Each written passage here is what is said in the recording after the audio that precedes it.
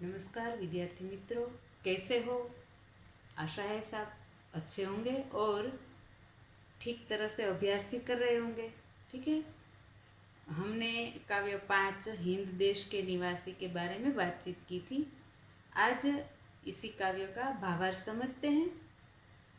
ठीक है, आपने काव्य बराबर से सुन लिया होगा और सस्वर गान भी किया होगा और काव्य कंठस्थ भी कर लिया होगा। कर लिया है ना।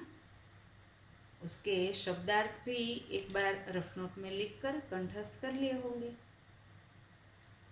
अब काव्य शुरू करते हैं। ठीक है, हिंद देश के निवासी सभी जन एक हैं। हिंद देश यानी कि हमारा देश हिंदुस्तान, भारत देश जिसे हम इंडिया, भारत, हिंदुस्तान आदि नाम से जानते हैं, हमारा देश है। उस देश के निवासी सभी जन यानी सभी लोग, हिंदुस्तान में रहने वाले सभी लोग एक ही है। रंग रूप वेश भाषा चाहे अनेक है। हिंदुस्तान में रहने वाले लोगों के रंग रूप यानी कि उनका दिखावा, शारीरिक दिखावा सबका चाहे अलग हो। गुजरात के लोगों का दिखावा, पंजाब के लोगों का दिखावा, बंगाल के लोगों का दिखावा, दक्षिण भारत के राज्यों के लोगों का दिखावा, उत्तर भारत के सभी राज्यों के लोगों का दिखावा, इस तरह सभी का दिखावा रंग रूप अलग अलग है। सभी में विभिन्नता है, फिर भी सब एक ही है। तो सभी के रंग रूप अलग अलग है, सभी के वेश, सभी का पहनावा। भारत में जितने राज्य है उन सभी राज्यों का पहनावा यानी कि वहाँ के लोग जो कपड़े पहनते हैं उनमें विविधता है, अलगता है। सभी अपने अपने राज्यों के अनुसार, अपने अपने राज्यों की आबोहवा के अनुसार अपने अपने कपड़े पहनते हैं। ठीक है, तो सभी के रंग रूप, सभी का वेश यानी कि पहनावा, जो कपड़े पहनते हैं, और सभी की भाषा, भारत के सभी राज्यों की भाषाएं अलग अलग है। तो चाहे हिंद देश में रहने वाले लोग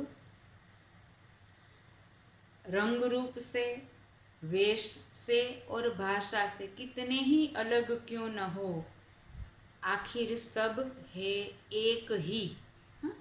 यानी कि अनेकता में एकता, ये हमारे देश की सबसे बड़ी विशेषता है। हमारे देश की सबसे बड़ी विशेषता कौन सी है? तो अनेकता में एकता। क्यों? क्योंकि हमारे देश में सभी प्रकार के लोग निवास करते हैं। कैसे कैसे निवास करते हैं आगे आता जाएगा, हम सीखते जाएंगे। ठीक है, तो सबसे पहले तो भारत के जितने राज्य हैं उन सभी राज्यों में रहने वाले लोगों का दिखावा, शारीरिक बनावट सबकी अलग अलग है। सबके वेश यानी कि सबके पहनावे अलग अलग है। सबकी भाषा, बोली अलग अलग है, फिर भी सब एक है। सब हिंदवासी है, सब हिंदू है यानी कि हिंदुस्तान में रहने वाले हैं। धर्म के आधार पर हिंदू नहीं, हिंदुस्तान में रहने वाले हिंदू। जिस तरह से जापान में रहने वाले जापानीज कहे जाते हैं, फ्रांस में रहने वाले फ्रेंच कहे जाते हैं, उसी तरह भारत में रहने वाले, हिंदुस्तान में रहने वाले हिंदू हैं।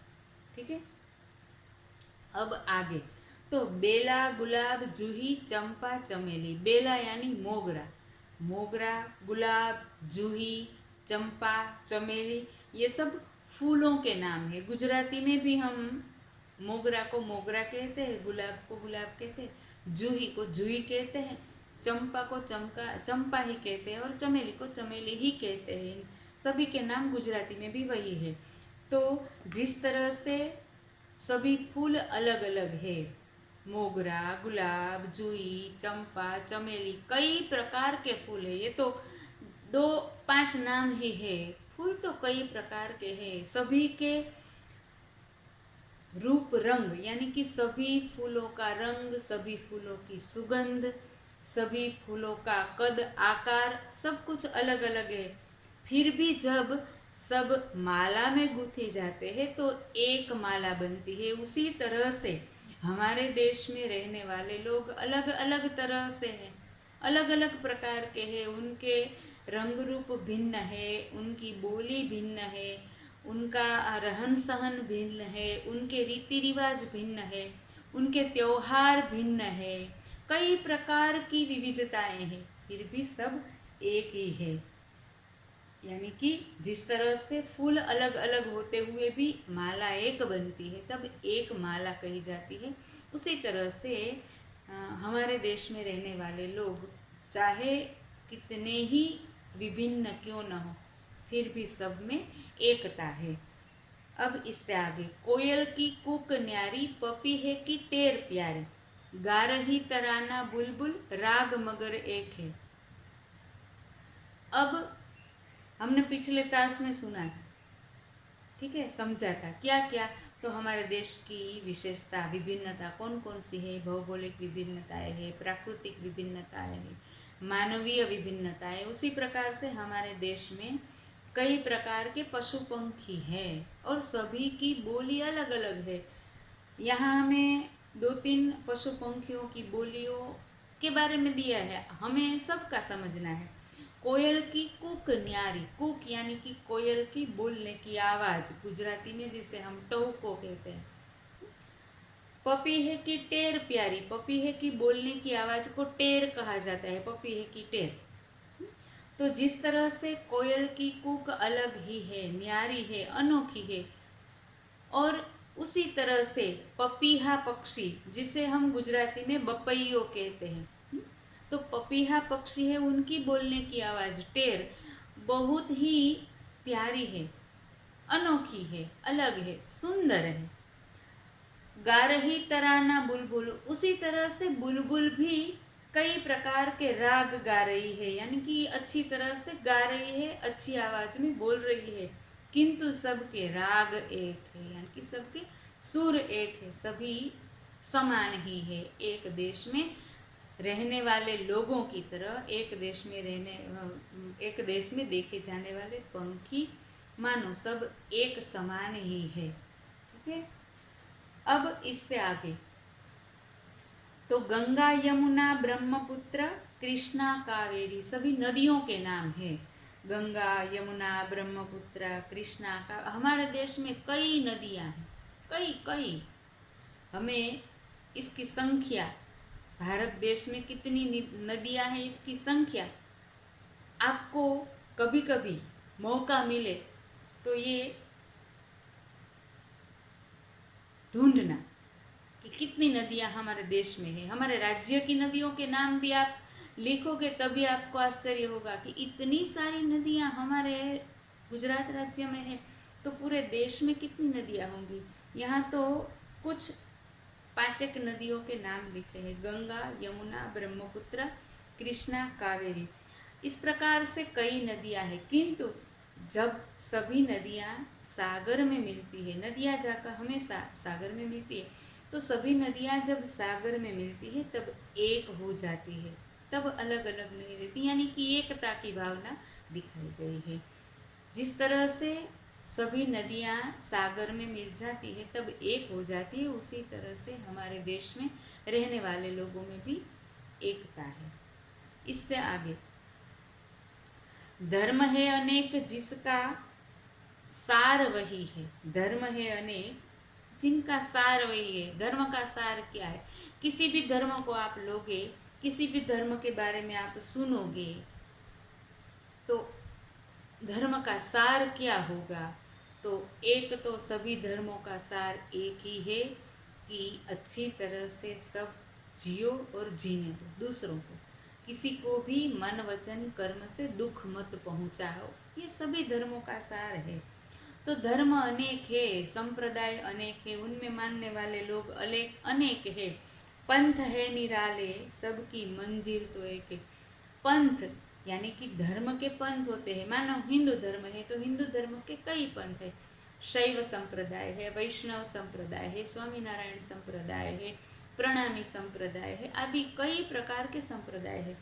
किंतु इन निराले संप्रदायों के होने पर भी सभी संप्रदायों की मंजिल एक है। एक बहुत छोटा सा उदाहरण समझते हैं। अगर हमें यहाँ से राजकोट से दिल्ली जाना है तो हम किस तरह से जा सकेंगे? या तो हम रोड पर बस से जा सकेंगे, या तो हम ट्रेन द्वारा जा सकेंगे, कार द्वारा जा सकेंगे, या तो हम प्लेन द्वारा जा सकेंगे। सभी रास्ते अलग है, सबको पहुंचना कहाँ है? दिल्ली। किंतु कोई बस से जाएगा, कोई ट्रेन से जाएगा, कोई प्लेन से जाएगा। सभी का लक्ष्य क्या? दिल्ली पहुंचना। तो इसी प्रकार से जो धर्म और संप्रदाय है, इन धर्म और संप्रदाय का लक्ष्य सार क्या है? तो जियो और जीने दो, किसी को मन वचन कर्म से दुख न पहुंचाओ और हमेशा उन्नति करो, विकास करो। ठीक है, अपना विकास भी करो और दूसरों को विकास करने में भी सहाय करो। ये सभी धर्मों का सार है। तो धर्म अनेक है किंतु सभी धर्मों का सार वही है, एक ही है। और पंथ भी निराले हैं, अनोखे पंथ है, फिर भी सबकी मंजिल एक है, सबका लक्ष्य एक है। तो बराबर से ध्यान में रहे, हमने इस काव्य में क्या सीखा? तो हमने इस काव्य में सबसे महत्वपूर्ण बात सीखी कि विविधता में एकता ये हमारे देश की विशेषता है। हमारे देश में कितने ही धर्मों में मानने वाले लोग रहते हैं, कितने ही अलग अलग प्रकार के मत, संप्रदाय, पंथ को मानने वाले लोग रहते हैं। उन सभी लोगों का पहनावा, सभी का रहन सहन, सभी का रीत रिवाज कई अलग प्रकार से हैं, फिर भी सब लोग एक होकर रहते हैं, मिलजुल कर रहते हैं और इसी से हमारा देश महान बनता है। ठीक है, तो विविधता में एकता ये हमारी सबसे बड़ी विशेषता है। इसी को ध्यान में रखकर ये काव्य का भावार्थ हमें समझना है। ठीक है, अब आपको क्या करना है? अगर आपने काव्य 5 और उसके शब्दार्थ अपनी रफ नोट में नहीं लिखे हैं तो आज लिख लेना और कंठस्थ भी कर लेना। जो भी काव्य आप अभ्यास क्रम में देखेंगे उन सभी काव्यों को आपको कंठस्थ करना ही है।